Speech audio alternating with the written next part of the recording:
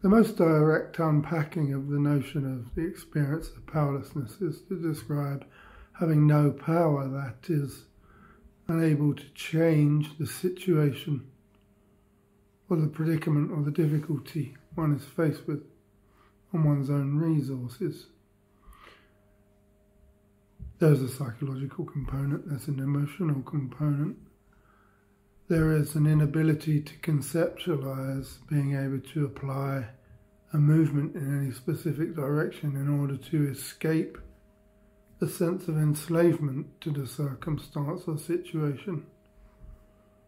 Perhaps one's come to the end of a relationship with a person, a place, a thing, an attachment, an addiction, a way of being, a direction in life.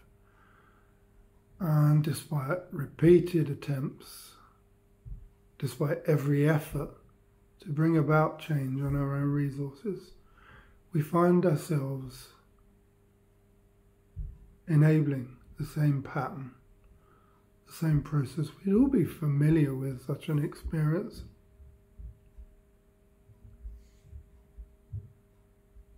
Perhaps we're unable to leave a relationship or enter a relationship or change another person's behavior. How much we, as human beings, like to, wish to, want to, try to, need to change another person so that we can be happy, control, compliance, compulsion. Yet we can't change ourselves, we can't change our own behaviour, our own attitude, our own responses, our own reactions. And we are trapped, we are enslaved. To be enslaved is to be unable to even imagine an alternative to the present way. And we just can't get out of it. We have no power. How do we find such a power? How do we find power when we have identified we have no power? The identification of having no power comes from the recognition in the fullest measure of our own predicament. We are emotionally, psychologically, physically, socially, environmentally aware and awake to our inability to change the situation. I can't do it. Now each day there may be waking up to a situation or circumstance or a life in which we feel, I don't want to live like this anymore, I don't want to be like this anymore. Or even if it's just the remotest, if I'm honest with myself, I don't really want to do this anymore. And then we do, and we can't. Maybe there's the psychological overcoming of coming to a mental space of embracing the necessity, acknowledging the necessity, acknowledging the desire to want something other than that which we currently have. And the emotional pain can often be a driver of such a situation. Perhaps we're self-medicating, or we find the compulsive behaviour, attitude, situation, person, place or thing so familiar. This is the nature of addiction, of course. So familiar that it just seems easier to just do the same thing again despite it being empty. Maybe we're stuck in a relationship or a marriage or a role within our life that we just make do, we settle despite our indifference and our growing indifference. Or not indifference, but in fact a resolute desire to know different or better or other than that which we have. And still here we are, waking up to the same again.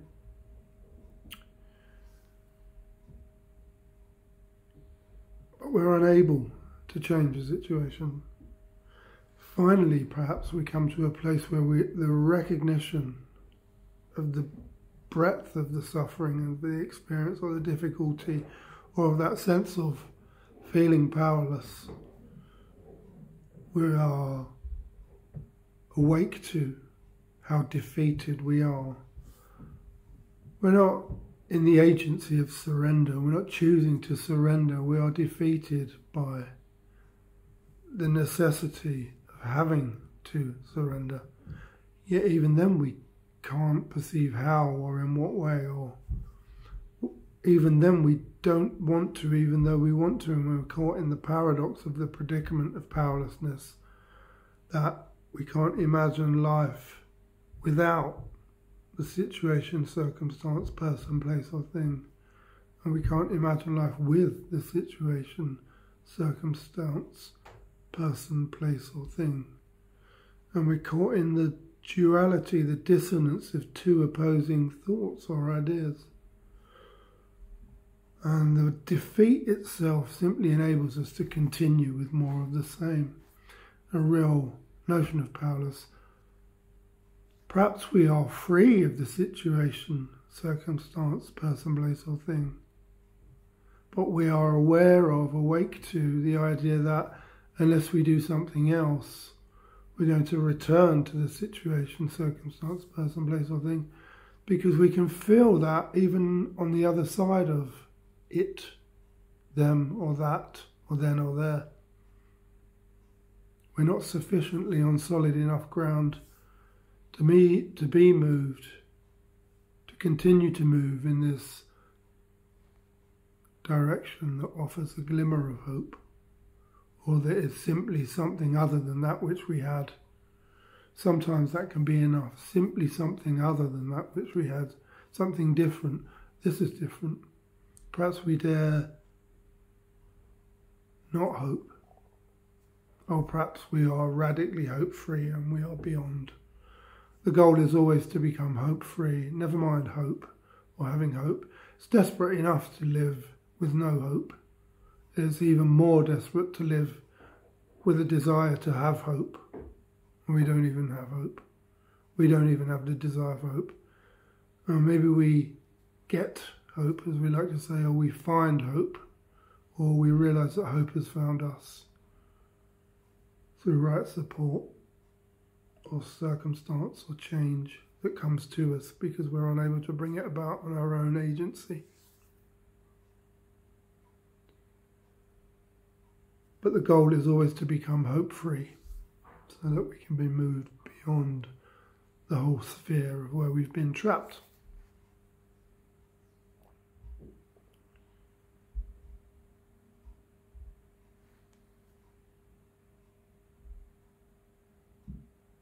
And perhaps we encounter right help, right support, right process, right community, right situation. Perhaps we flee. Perhaps we have fled. Perhaps we are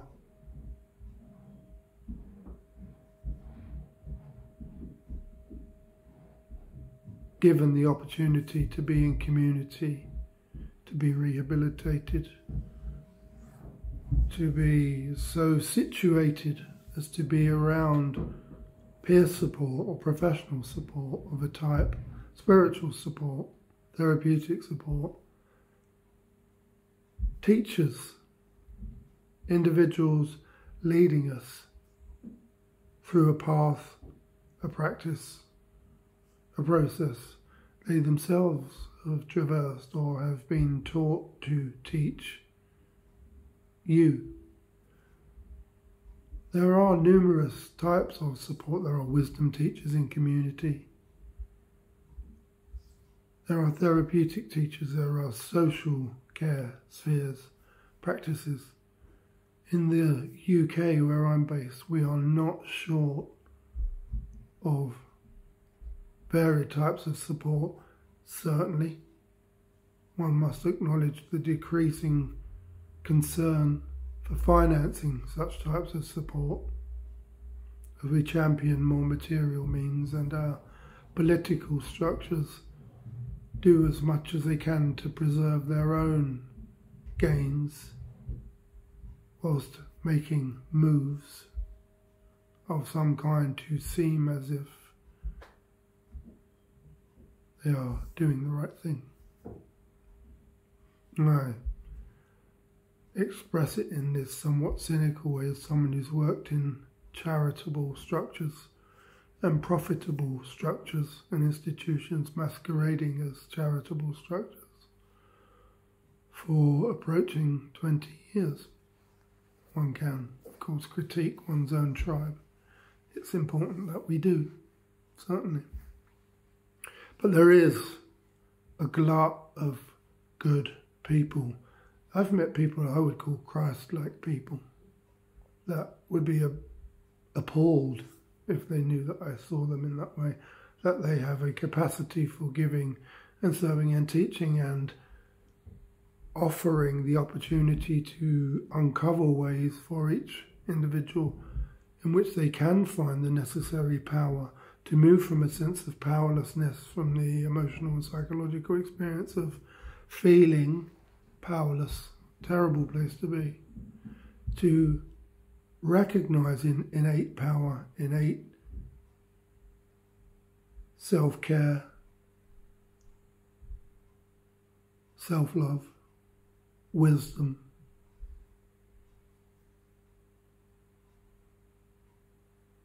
and to find that seed of hope to move towards becoming hope-free, to find enough of a flimsy reed of power in order to build a structure in time with the right support, with a daily investment, just as I myself did, beginning with very little, but relying on that because others encouraged me to, taught me to, loved me into loving myself. To continually move towards and to continue to move towards power. There might be times when one experiences powerless around certain situations, but even in those there is always the power to say so, and that is power. To be able to say, no, this isn't okay. To be able to say, this is how I need to be loved. To teach others how we need to be loved is to learn how to embody saying yes at the right time and no at the right time and in the right way. And to come to the fullest measure of those is to know self-love and self-regard. And once more, finally, is to know power, to recognize powerlessness and to recognize power. That's the deal. Be well.